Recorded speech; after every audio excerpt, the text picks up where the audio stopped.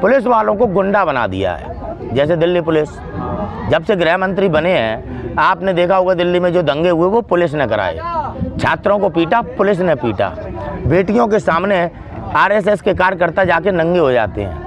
आपने देखा होगा रवीश कुमार जी ने न्यूज़ चलाई किस प्रकार से गुजरात में एक बेटी को पीरियड होने पे पूरी कॉलेज की बेटियों के कपड़े उतरवा के चेक किया जाता है पीरियड कैसे हो रहे हैं। इस प्रकार की गंदगी को इन्होंने देश में फैलाना शुरू कर दिया है राम के नाम पे। पहले अमित शाह जब तड़ी पार थे तो उद्योगपतियों से गन पॉइंट पे रख के फिरौतियाँ लिया करते थे। देश में डर का भय का माहौल बनाया जा रहा है, धर्म की आड़ में गुंडागर्दी की जा रही है चंदा वसूली के नाम पे। इसे चौथ वसूली कहते हैं। चौथ वसूली? यस, ये चौथ वसूली है। चंदा आदमी मन से देता है, गुंडई से लेने वाला चंदा चौथ होती है। दुष्यंत चौटाला, संजीव बालियान, ये हमारे समाज के वो जहर हैं जो आज किसानों को प्रताड़ित करने में लगे हैं, गुमराह करने में लगे हैं। जब आज खुल के अपराध कर रहे हैं, बेटियों के बलात्कार कर रहे हैं, देश की जनता से फ्रॉड कर रहे हैं और सरकार भी फ्रॉड कर रही है। इससे आज अपराधी जो हैं वो खुलकर देश में अपने पैर पसार रहे हैं। बाबा रामदेव एक संघी है, बड़े पैमाने पे प्रॉपर्टी इसने लोगों की जब्त कर रखी हैं गुंडागर्दी के माध्यम से, संघ के माध्यम से, गुंडागर्दी के माध्यम से, संघ के माध्यम से, ठीक है।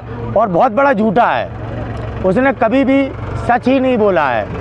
उन्होंने देश की जनता को हमेशा गुमराह किया। देखिए ऐसा है, बाबा रामदेव एक बहुत बड़ा फ्रॉड है। अब आदमी अपने वास्तविकता को छुपाने के लिए धर्म का इस्तेमाल कर रहा है। ये नीति हमारे देश में संघ ने अपना रखी है जब से देश आज़ाद हुआ है तब से। अपनी ताकत के बिना पे हमारे अपने अधीन करना चाहते हैं, जैसे कि गुजरात में लोगों को कर रखा है।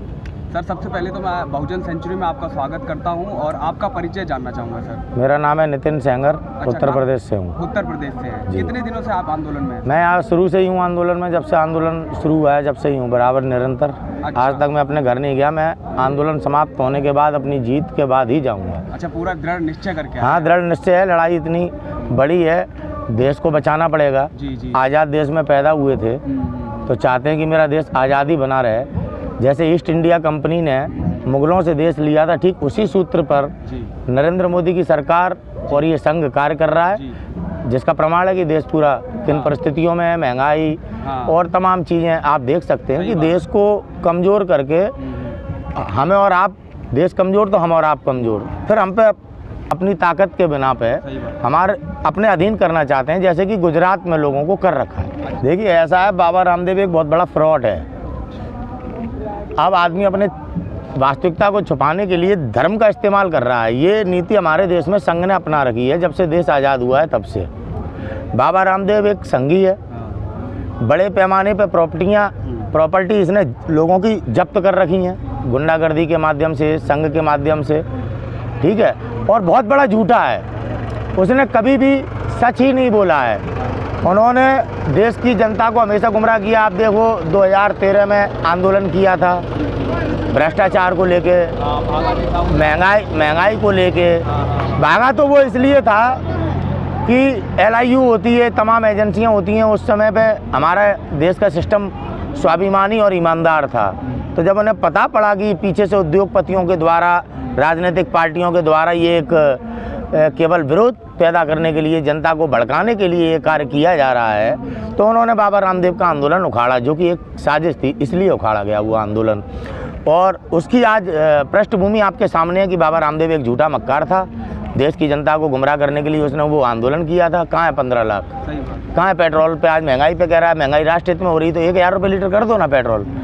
आप क्रोनिल पहले ये दवाई लॉन्च करता है, रजत शर्मा जैसे चैनल और तमाम ये देश के आज जो 14 स्तंभ जैसे पद पर बैठे हुए हैं और अपने पद की आज दलाली कर रहे हैं, आज लोकतंत्र की हत्या कर रहे हैं, इन्होंने पहले भी उसका प्रचार किया कि WHO ने परमिशन दे दी है। बाबा रामदेव को काफ़ी लाभ भी हुआ, शायद 500,000 करोड़ रुपए का लाभ हुआ। अब फिर अभी आप बता रहे हैं कि 2 दिन पहले बाबा रामदेव ने लॉन्च कर दी और WHO ने मना किया है कि हमने ऐसा किसी को प्रमाण नहीं दिया है। ये देश को लूट रहे हैं और सरकार इसमें शामिल है, वरना कैसे कोई आदमी नेशनल चैनल पे आके अपनी दवा ऐसे ही लॉन्च कर सकता है। सर मैं इससे ये जानना चाह रहा था कि ये जो सरकार इनका साथ दे रही है बाबा रामदेव का, और अगर ये दवाई बढ़ जाती और अगर इसमें हज़ारों मौतें होती तो उसका जिम्मेदार कौन होता सर? ऐसा है, आजकल अपनी जिम्मेदारी हमारे देश में कोई भी नहीं निभा रहा है, चाहे पुलिस प्रशासन हो, चाहे आपकी न्यायपालिका हो, ठीक है, जिसकी वजह से आज अपराधी जो हैं वो खुलकर देश में अपने पैर पसार रहे हैं। सरकार अपराधियों का संरक्षण कर रही है, सरकार लुटेरों के साथ खड़ी है। लुटेरों के खिलाफ बोलने वाले को सरकार जेल में डाल देती है, चाहे पत्रकार हो चाहे आम नागरिक हो। सिस्टम का है तो वो सस्पेंड, अगर मजिस्ट्रेट है और दिल्ली दंगाइयों के खिलाफ FIR कपिल मिश्रा, अनुराग ठाकुर, परवेज वर्मा, रागिनी तिवारी के खिलाफ करने का आदेश दे देता है तो रात में ट्रांसफ़र हो जाता है। सरकार इस तरह से कार्य कर रही है कि सरकार के खिलाफ बोलने वाले और अपराधियों के खिलाफ बोलने वाले लोगों को वो जेल में डाल देती है, जिसका ये प्रमुख प्रमाण है कि बाबा रामदेव जैसे फ्रॉड और देश में तमाम गुंडे आज खुल के अपराध कर रहे हैं, बेटियों के बलात्कार कर रहे हैं, देश की जनता से फ्रॉड कर रहे हैं और सरकार भी फ्रॉड कर रही है। जैसे महंगाई बढ़ रही है, क्या है, सरकार का फ्रॉड है। वो तो कह रहे हैं देश हित के लिए महंगाई है, इसमें तो सहयोग देना चाहिए। अब ऐसा है, देश हित इसमें है कि जनता भूख से मर जाए, क्या देश हित इसमें है कि आज देश का नौजवान बेरोजगार है, क्या देश हित इसमें है कि आप देश की जड़ें खोखली कर दो। अगर आपको देश हित करना होता तो शिक्षा मजबूत करते आप कि गरीब का बेटा शिक्षा कैसे प्राप्त करे। देश मजबूत करना था तो यूथ जो आज बेरोजगार घूम रहा है, जैसे यूट्यूब चैनल बना के बेचारे को अब कमाई करने पड़ रही है, ये मजबूरी है। आज इतने यूट्यूबर्स देखता हूँ मैं, वो यूट्यूब कभी नहीं चलाते इस प्रकार से, लेकिन आज उनके पास ऑप्शंस नहीं है क्योंकि देश में रोजगार नहीं है। तो किसी ना किसी तरह से आज नौजवान कैसे भी गलत मार्ग पर ना जाके अच्छे काम करने में प्रयास कर रहा है। सरकार उसमें भी अवरोड़ा ला रही है। सरकार ने देखा कि नौजवान अब सोशल मीडिया के माध्यम से अपने खर्चे डेवलप करने में सक्षम हो रहा है, तो अब देखिए आप सोशल मीडिया पे भी कानून बनाया जा रहा है। पाबंदियाँ लगाई जा रही हैं। तो ये कौन सा राष्ट्रहित है? सच बोलने नहीं दोगे आप, राष्ट्रहित है। न्यायपालिका न्याय नहीं करेगी, राष्ट्रहित है। हिंदुस्तान की जनता को जातिवाद से दूर रहना चाहिए, धर्म के नाम पे अपने देश में अपराधियों को बढ़ावा नहीं देना चाहिए। समाज को सुरक्षित करने के लिए अपने समाज की गंदगी को साफ करना प्रत्येक नागरिक का धर्म और कर्म है। किसान देश का आंदोलन पे बैठा है, दुष्यंत चौटाला, संजीव बालियान, ये हमारे समाज के वो जहर हैं जो आज किसानों को प्रताड़ित करने में लगे हैं, गुमराह करने में लगे हैं, जबकि इनको साथ आगे खड़ा होना चाहिए क्योंकि इन्हें हमने चुना था कि हमारा अच्छा करेंगे। लेकिन अब आप देखिए, ये पार्टी बड़ी है या देश बड़ा है, सोचने की ज़रूरत है। आप पार्टी में नेता हैं, पार्टी बड़ी है या आपका समाज बड़ा है? जिस समाज ने आपको नेता बनाया, पार्टी नेता नहीं बना सकती, पार्टी टिकट दे सकती है।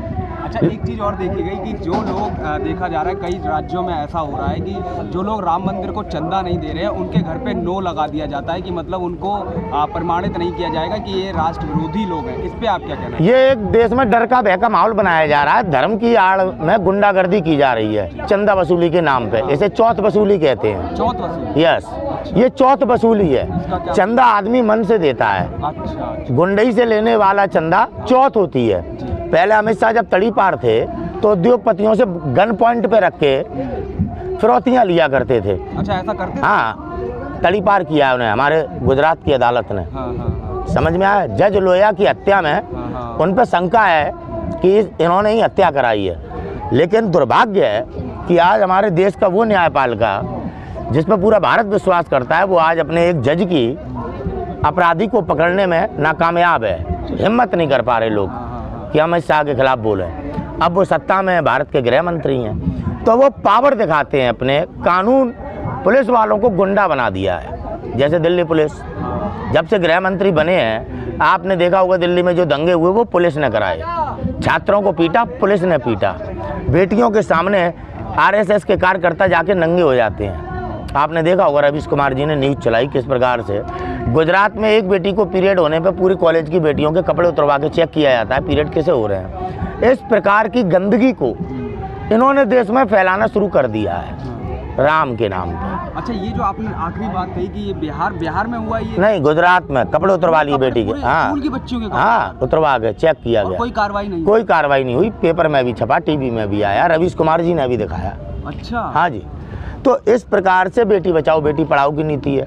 उत्तर प्रदेश में वाल्मीकि समाज की बेटी को रात में 2 बजे जलाया जाता है। दुख का विषय ये है कि स्वयं सिस्टम में बैठे लोग आज नेताओं के दबाव में अपनी जनता को प्रताड़ित कर रहे हैं। आगे आने वाले दिनों में इनके भी पैर कट रहे हैं। अब देखो सचिवालय में IPS IAS नहीं जा सकते। लैटरल एंट्री शुरू हो गई। हाँ, अब गुंडे जाएंगे, हाँ। CA जाएंगे इनके उद्योगपतियों के, और ये देश बर्बाद करेंगे, देश लूटेंगे। सही। समझना पड़ेगा कि जब गुंडों के हाथ में सत्ता होती है, अब ये अपनी प्रवृत्ति को कैसे छुपाते हैं? जय श्री राम भगवा पहन के भगवा धारण कर लिया। अब आदित्यनाथ योगी है, अपराधी, गुंडा, दंगा कराने वाला, कभी गाय पे हत्या कराने वाला, कभी लव जात के नाम पे समाजों में दंगे कराने वाला, 26 जनवरी को चंदन गुप्ता की हत्या करा के मुसलमानों को प्रताड़ित करा, ये भगवा पहनता है। क्या ऋषि वाल्मीकि ऐसे ही थे? ऋषि दीदीची ऐसे ही थे? विश्वामित्र जी ऐसे ही थे? क्या प्रभु राम ऐसे ही थे? उन राम ने भगवा धारण किया था जब वनवास गए थे। जब उन्हें वनवास उनके पिताजी ने देना पड़ा वचन के आड़। राम जी ने जो भगवा वस्त्र पहना और इन्होंने जो भगवा वस्त्र पहना, उसमें कितना फर्क आपको लगता है? ये अपने चेहरे को, चरित्र को छुपाने के लिए, क्योंकि इस भगवा में हिंदू धर्म की आस्था है। अब कोई बलात्कारी भगवा पहन के आ जाता है तो हम उसे सन्यासी समझते हैं। तो ये गुंडे हैं, भगवा पहन के हम इन्हें सन्यासी रूप में देखते ही हमसे वोट लेते हैं, जय श्री राम कह के। ये अपने ही कार सेवकों को जलाया, गुजरात में घुमाया, जनता में आक्रोश पैदा किया, दंगे करा दिए। अपने लोगों के साथ ऐसा करते हैं। अभी जम्मू कश्मीर में अपने संघ के लोगों की हत्या करके ड्रामा फैलाने का प्रयास किया, चुनाव था। अच्छा, इस प्रकार की नीति को ये अपनाते हैं जो जय श्री राम कहते हैं। क्या हो रहा है पश्चिम बंगाल में? जय श्री राम का मतलब क्या? दंगे कराओ। आप चुनाव लड़ रहे हैं या जय श्री राम का कोई युद्ध हो रहा रावण से? सही बात। आप बताइए, चुनाव में नीति लाइए। बंगाल के नौजवानों के लिए आप क्या कर सकते हैं? रोजगार, मछली व्यापारी के लिए आप क्या कर सकते हैं? बंगालियों की जो परेशानी है आप क्या कर सकते हैं? जय श्री राम और मार दो गोली।